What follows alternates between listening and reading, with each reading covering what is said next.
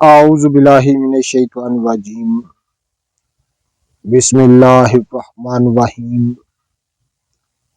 अल्लाहुम्मा सल्लि अला सय्यिदना मौलाना मुहम्मदिन व अला आलिहि व सहबिहि व बारिक वसल्लम। तमाम तारीफ़ें रब्बुल इज़्ज़त की हैं जो तमाम जहानों को पालने वाला है, जिसकी तमाम जहानों में बादशाहत है, जो हर चीज़ का हकीकी मालिक है, जो इस जैसी लातदाद निबातात को पैदा फरमाने वाला, इनको रंग व बू बख्शने वाला और इनमें अजीबो गरीब अफ़ाल व ख़वास रखने वाला है। तमाम निबातात को मुख्तलिफ किस्म की शक्ल सूरत बख्शने वाला। नाज़रीन इकराम, ये आप देख रहे हैं, एक निबातात की किस्म मैं आपको दिखा रहा हूँ, जो कि एक किस्म का घास है। इस बूटी को मुख्तलिफ नामों से याद किया जाता है, इसके इलाकाई कई नाम हैं, लेकिन मैं आपकी खिदमत में अर्ज कर दूं कि जितनी भी आप निबातात का मुशाहदा करेंगे, देखेंगे, तो आपको तमाम की शक्ल सूरत एक दूसरे से बिल्कुल जुदा नजर आएगी। बेशक तमाम तारीफें अल्लाह के लिए हैं, जो इनकी मुख्तलिफ शक्ल सूरत बनाने वाला है। हर निबातात की एक दूसरे से बिल्कुल मुख्तलिफ शक्ल सूरत है, तो ये उस कारीगर का काम है, उस दाना और हिकमत वाले का काम है कि जो खालिक है, इन चीज़ों को पैदा फरमाने वाला है। नाज़रीन इकराम, ये आप देख रहे हैं, इसकी शक्ल सूरत आप देख रहे हैं। मैं ज़रा करीब से आपको दिखा दूं कि इसका पत्ता नहीं होता, इस पौधे की पत्तियां नहीं होती, ये बिन पत्ती के होता है और इसके जो डंडी सीधी होती है, ये आप देख रहे हैं, इसके बिल्कुल सेंटर में, दरमियान में ये इसका फूल होता है, यहाँ पर इसके बीज होते हैं। मैं आपको इसके बीज भी दिखाता हूँ। नाज़रीन इकराम, ये आप देख रहे हैं, छोटे छोटे इसके बीज हैं, ये आप देख रहे हैं।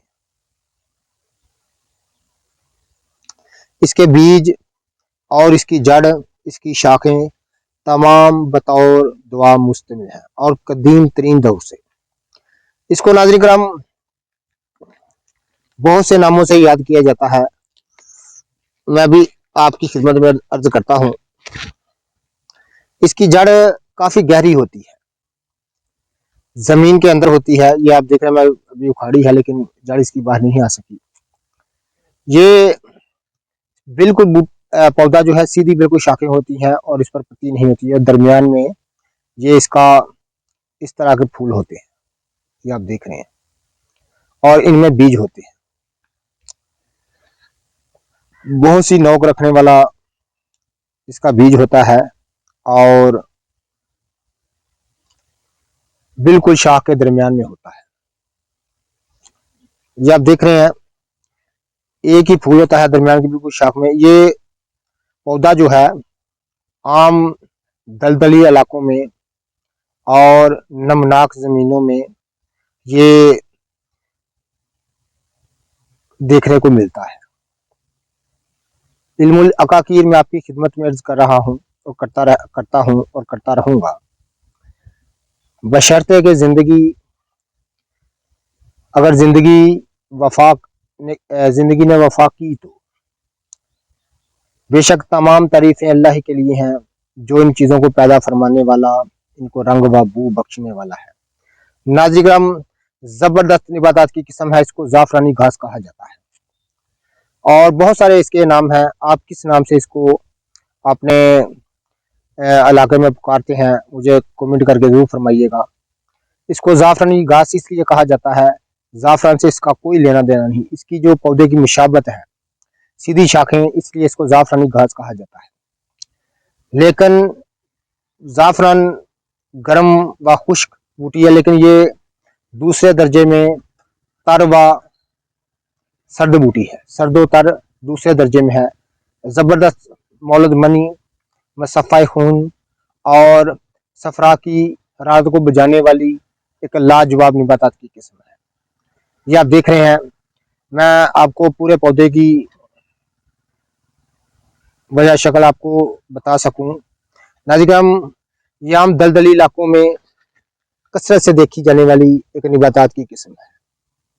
ये आम जंगली पौधा है, खुदरू एक पौधा है जो कि आम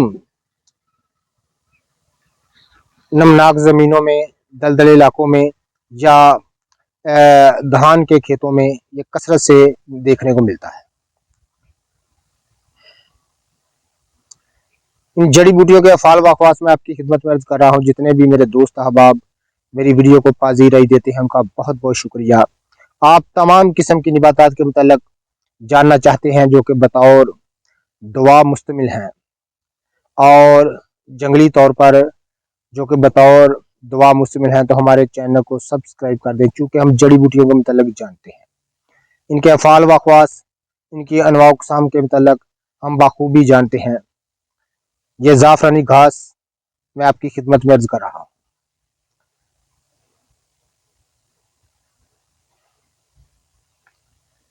जितने भी मेरे दोस्त अहबाब इन बूटियों के मुतल्लिक़ जानना चाहते हैं, इसका बीज भी, इसकी जड़ भी, इसकी शाखें भी नाज़िम बतौर दुआ मुश्तमिल है। चंद रगड़ कर सरदाई के तौर पर पीना भी नाज़िम तमाम सफरावी हालतों, गर्मी खुश्की को दूर करने में इंतहाई कारआमद बूटी है।